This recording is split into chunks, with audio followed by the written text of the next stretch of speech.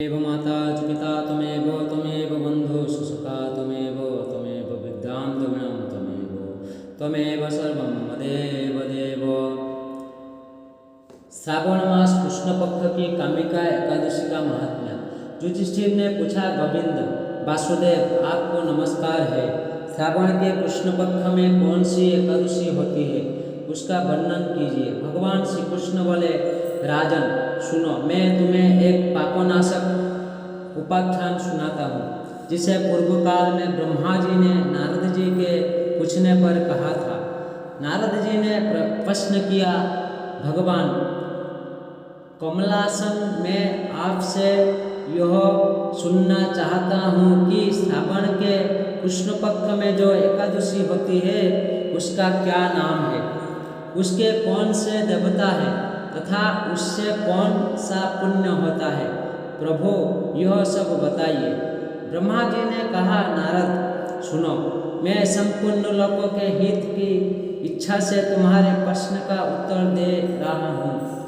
श्रावण मास में जो कृष्ण पक्ष की एकादशी होती है उसका नाम कामिका है। उसके स्मरण मात्र से वाजपेय यज्ञ का फल मिलता है। उस दिन सिद्धार्थ, हरि, विष्णु, माधव और मधुसूदन आदि नामों से भगवान का पूजन करना चाहिए। भगवान श्री कृष्ण के पूजन से जो फल मिलता है वह गंगा, काशी, नैमिषारण्य तथा पुष्कर क्षेत्र में भी सुलभ नहीं है। सिंह राशि के बृहस्पति होने पर तथा व्यतिपात और दंडय गमे गदावरी स्नान से जिस फल की प्राप्ति होती है वही फल भगवान श्री कृष्ण के पूजन से भी मिलता है। जो समुद्र और वन सहित समूची पृथ्वी का दान करता है तथा जो कामिका एकादशी का व्रत करता है वो दोनों समान फल के भागी माने गए हैं। जो ब्याई हुई गायों को अन्य सामग्रियों सहित दान करता है उस मनुष्य को जिस फल की प्राप्ति होती है वही कामिका का व्रत करने वालों को मिलता है। जो नरश्रेष्ठ श्रावण मास में भगवान श्रीधर का पूजन करता है उसके द्वारा गंधर्वों और नाग सहित संपूर्ण देवताओं की पूजा हो जाती है। अतः पापभीरु मनुष्य को यथाशक्ति पूरा प्रयत्न करके कामिका के दिन श्रीहरि का पूजन करना चाहिए। जो पापरूपी पंख से भरे हुए संसार समुद्र में डूब रहे हैं उनका उद्धार करने के लिए कामिका का व्रत सबसे उत्तम है।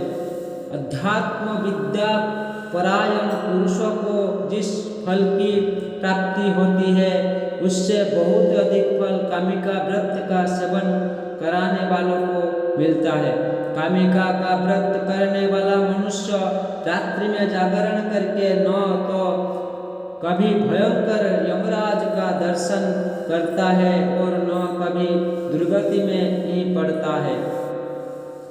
लाल, मणि, मोती, वैदुर्य और मूंगे आदि से पूजित होकर भी भगवान विष्णु वैसे संतुष्ट नहीं होते जैसे तुलसी दल से पूजित होने पर होते हैं। जिसने तुलसी की मंजरियों से श्री केशव का पूजन कर लिया है उसके जन्म भर का पाप निश्चय ही नष्ट हो जाता है।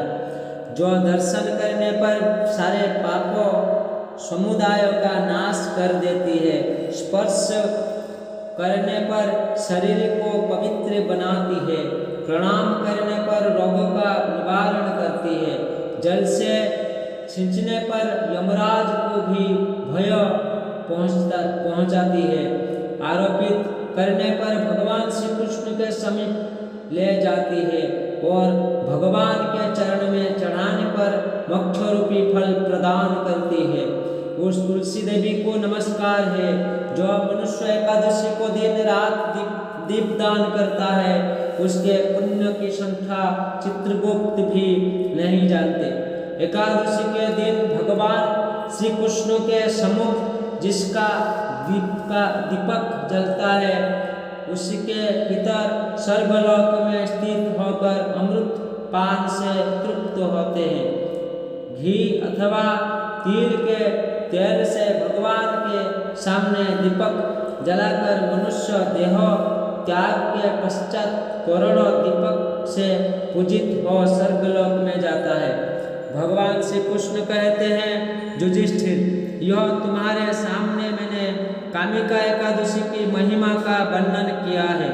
कामिका सब पातक को हरने वाली है, अतः मानव को इसका व्रत अवश्य करना चाहिए।